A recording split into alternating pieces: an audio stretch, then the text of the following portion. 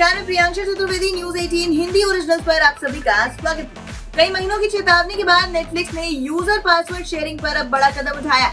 इसके लिए कंपनी ने प्राइमरी अकाउंट पर स्टडी की है और उसके बाद मई में अमेरिका और यूनाइटेड किंगडम के साथ कई देशों में अपनी कार्रवाई शुरू की। कंपनी ने अपने नए प्लान में कहा है कि अगर आप नेटफ्लिक्स के सब्सक्राइबर और आप अपनी फैमिली से बाहर लोगों के साथ अपना अकाउंट शेयर करते हैं तो इसके लिए आपको ज्यादा कीमत चुकानी होगी। कंपनी ने एक ऑफिशियल मेल में कहा कि आपका नेटफ्लिक्स अकाउंट सिर्फ आपका और आपके साथ रह रही आपकी फैमिली का। बीबीसी की एक रिपोर्ट के अनुसार मई में Australia, Brazil, France, Germany, Mexico और सिंगापुर समेत 100 देशों से ज्यादा कस्टमर्स को अलर्ट जारी किया गया। लेकिन इस अलर्ट के बावजूद लोग नए हैक ढूंढकर नेटफ्लिक्स के एक ही अकाउंट को कई लोगों के साथ शेयर कर रहे थे। लेकिन अब इसमें सवाल ये उठता है कि नेटफ्लिक्स कैसे एक हाउस होल्ड को पहचानता है। लाइफ हैकर्स वेबसाइट के मुताबिक कंपनी उस डिवाइस की मदद से इस बात का पता लगाता है जिससे आप नेटफ्लिक्स से कनेक्ट कर रहे हैं। जैसे ही आप किसी डिवाइस से नेटफ्लिक्स पर लॉगिन करते हैं तो नेटफ्लिक्स उस कनेक्शन को घर का एंकर समझ लेता है। इसके साथ ही नेटफ्लिक्स उन सभी डिवाइस को पहचानता है जो कि सेम वाईफाई का इस्तेमाल करते हुए नेटफ्लिक्स अकाउंट से जुड़ते हैं। मेशेबल की रिपोर्ट के अनुसार अमेरिका में इसको लेकर कंपनी बार बार लॉगिन करने पर कस्टमर से कंपनी द्वारा दिया गया वेरिफिकेशन कोड मांगती थी।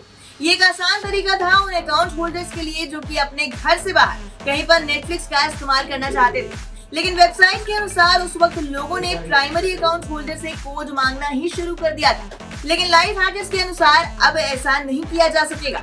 अब नेटफ्लिक्स यूजर्स को प्राइमरी यूजर्स के घर जाना होगा और अपने डिवाइस को उनके वाईफाई से कनेक्ट करना होगा और अपने डिवाइस पर साइन इन करना होगा। एक वेबसाइट के अनुसार इस बीच लोग अपना स्थान बदलने के लिए VPN का इस्तेमाल करने लगे थे। इस पर एक व्यक्ति ने नेटफ्लिक्स गिफ्ट कार्ड का इस्तेमाल करने की भी सलाह दी। उसका कहना था कि कुछ हफ्तों के बाद अकाउंट का इस्तेमाल किया जा सकता है। इसके साथ ही कहा गया कि थोड़ा पेशेंस रखने की जरूरत है। जब ये काम करता है तो ये लंबा चलता है।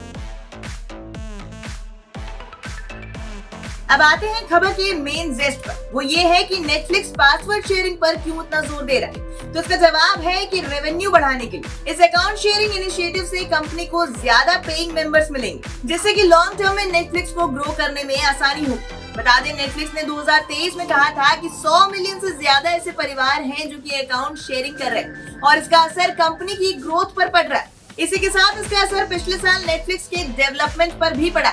सिलिकॉन वैली आधारित स्ट्रीमिंग कंपनी ने पासवर्ड शेयरिंग के साथ मुफ्त में देखने वाले लोगों को ग्राहकों से अलग किए बिना सेवा के लिए भुगतान करना शुरू करने का ऐलान किया।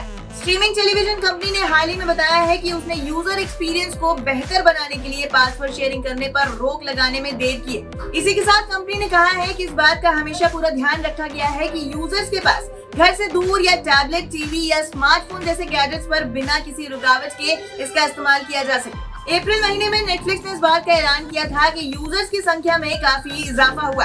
ग्राहकों की संख्या साल की पहली तिमाही में बढ़कर 232.5 मिलियन पहुंच गई और इस आज के बाद कंपनी को खासा फायदा हुआ।